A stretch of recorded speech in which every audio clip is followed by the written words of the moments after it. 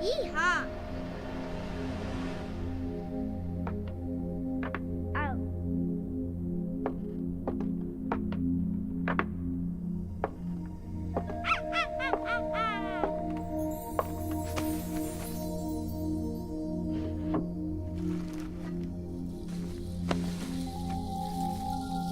La la la.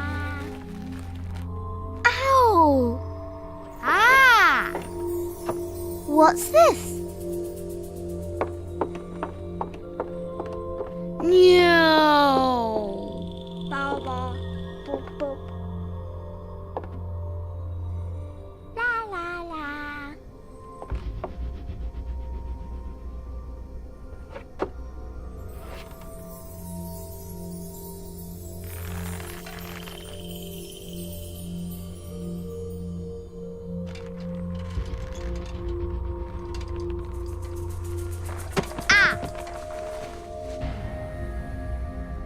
Ooh.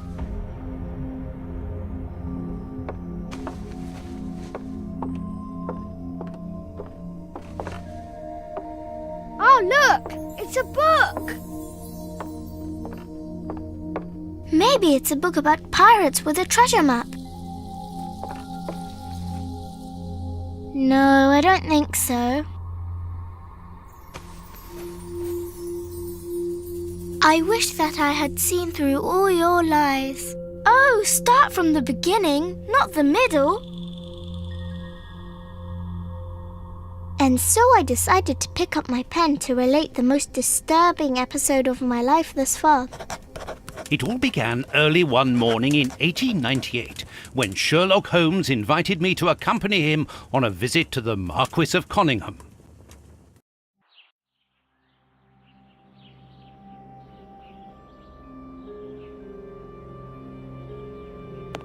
Watson, my dear fellow, we can now go and inform the Marquis that we have found the Samoan necklace, and very much faster than Inspector Baines, too, which pleases me.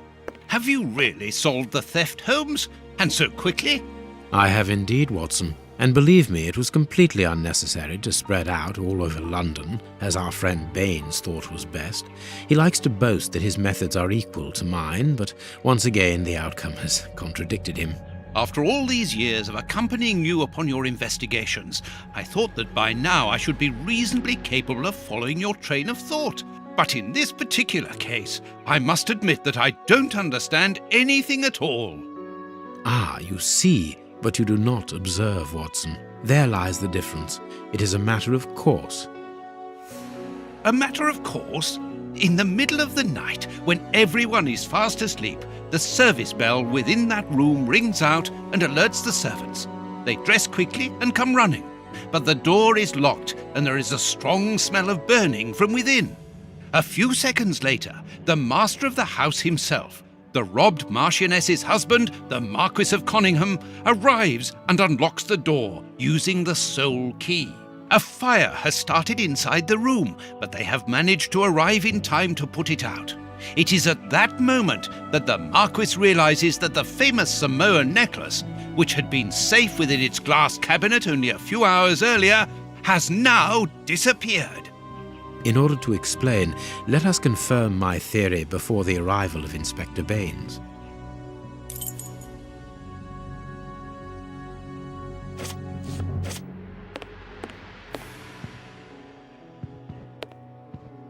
This window was cut with a diamond, a clean, discreet piece of work.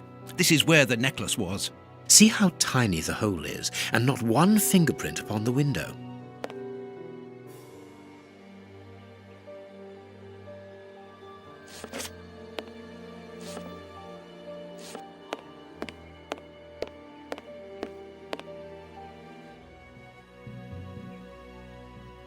All the windows are locked. They've not been forced. A mark, undoubtedly made by a diamond. Someone tried to cut the glass, but he was interrupted.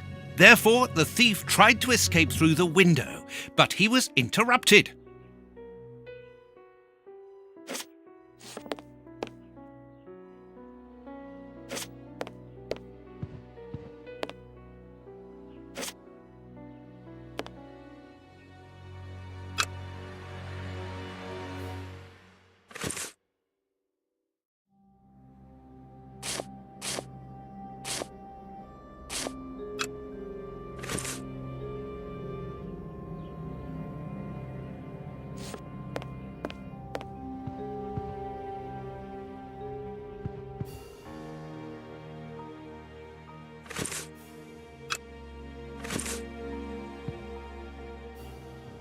Let us examine the crumpled scores that have fallen off the piano.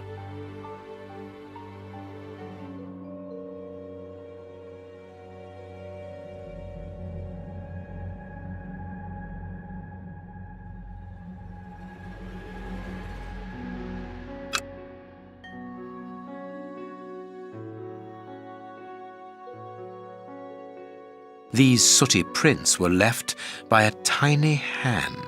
I don't understand why these music scores are covered with soot.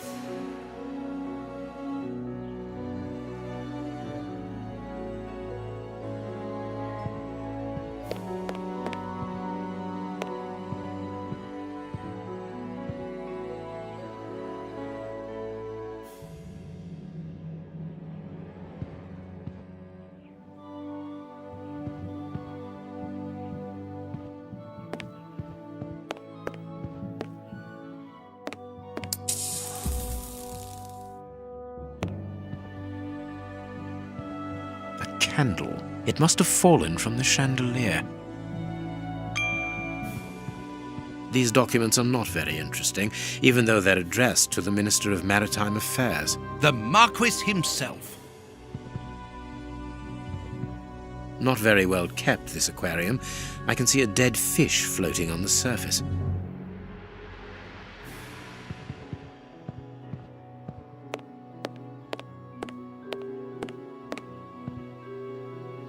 This draft screen makes an ideal hiding place. As the theft was committed at night, I conclude that the thief hid himself behind the draft screen and waited until he was alone in the room. Strange, there aren't any prints, yet I'm sure that the thief hid here.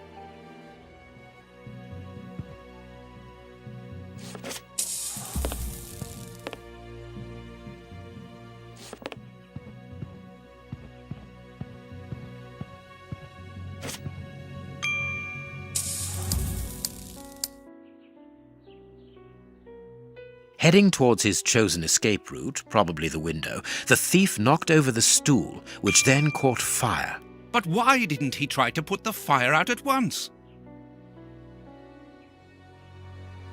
Footprints. You are not going to get on your knees to examine them. There is no need. It is soot. The servants must have trodden in it while they were putting out the fire.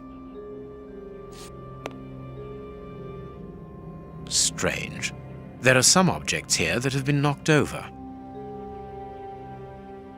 The fire started here, just beneath the bell pull. Whoever pulled the cord would have had his feet in the fire, unless it was pulled before the fire started. The chest wasn't opened. The necklace wasn't in it.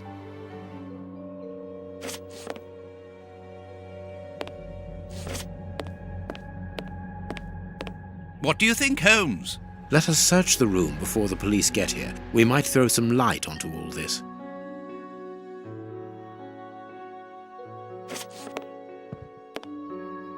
What do you think, Holmes? Let us... When the servants arrived at the door, having been alerted by the bell, they saw evidence of the theft and the fire, but they didn't see the thief. This door is very hard to force. The Marquis is the only person to have the key.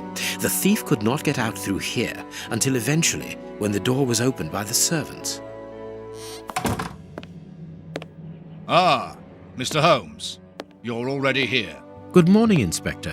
You've arrived just in time. Scotland Yard arrives like the cavalry, always in the nick of time.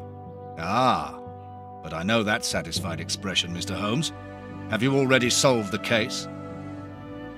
It's possible. We have retraced the thief's rather unusual footsteps. He is a true acrobat. But what I cannot understand is that when the servants entered the room, there was no one to be seen. An acrobat, perhaps, but an invisible one? I do not think so. The only explanation is that the thief escaped before the servants arrived. I don't know how, but there is no other way. Half a point for the doctor, nil for the inspector. I am pleased to see that you find the situation amusing, Mr. Holmes. Very well then, explain. Dr. Watson was correct when he mentioned acrobatics, but he is mistaken about the nature of the acrobat. As for you, Baines, you're quite incorrect, as the thief was in the room when the servants entered. Explain, for heaven's sake, Mr. Holmes. Watson, how could a thief be missed in the middle of 8 men? I don't know. Because he is very small? Stop teasing us, Holmes. Exactly, because he is small and remarkably agile. You're thinking of a monkey? And a trained monkey at that, without a doubt, a Leontopithecus rosalia from Central America. The animal had been hidden inside the room for several hours, calmly awaiting the signal from his master. Once night had fallen and the room was empty, a high-frequency whistle alerted the monkey that it was time to begin the procedure for which he had been trained. The monkey emerged from his hiding place and used the point of a diamond to open the glass cabinet and steal the necklace. He headed across to the window by the chimney, but knocked over the stool, which in turn knocked aside the fire guard and started the fire. The frightened monkey jumped from the chimney by swinging from the bell pull, thus alerting the house servants. He then went to the window and began to use his diamond to cut a hole, but was interrupted by the staff trying to gain entry via the door, and he panicked again. He ran across the piano, scattering the music scores onto the floor, before hiding inside the chandelier, knocking over a candle. Finally, the servants and the Marquis entered the room, leaving the door open while they put out the fire. It was during the confusion that our agile little thief made his escape through the doorway. As simple as that. A brilliant explanation. Bravo, Holmes. And the necklace? I can see it from here, my friends. It's right in front of us. We have searched the room from top to bottom, Holmes. How were we unable to find it? Because we paid insufficient attention to the only victim of this affair. What victim? No one is dead? Yes, Watson, a poor goldfish whose destiny was to die, crushed by one of the most precious necklaces in England. The aquarium is just beneath the chandelier. I understand. The little monkey had likely hung the necklace around its neck and lost it when he leapt from the chandelier. The jewels fell into the aquarium, where they remain now.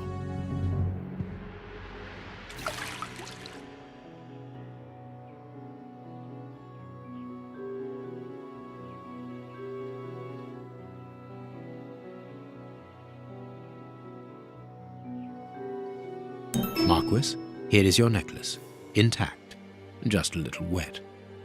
Mr. Holmes, this brilliant demonstration does credit to your reputation. Thank you so much, Marquis. Do you wish to verify the authenticity of your jewel? No, I recognize it. I have spent many hours admiring it, you know. Good. I will return it to its box and... Inspector, a bank has just been held up. You must follow me at once. Orders of Scotland Yard. What times? Sirs, duty calls.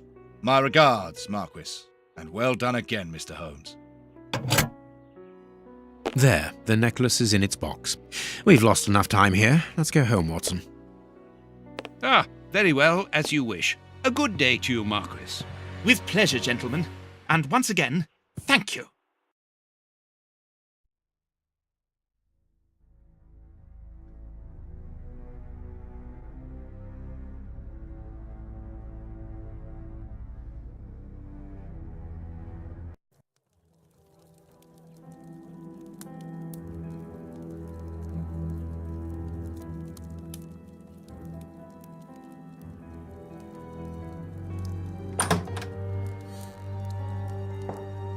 This morning's newspaper. Holmes, have you read this article about you? No, Watson, not yet, and I won't have time to. Read it before you leave. It's outrageous. If you insist.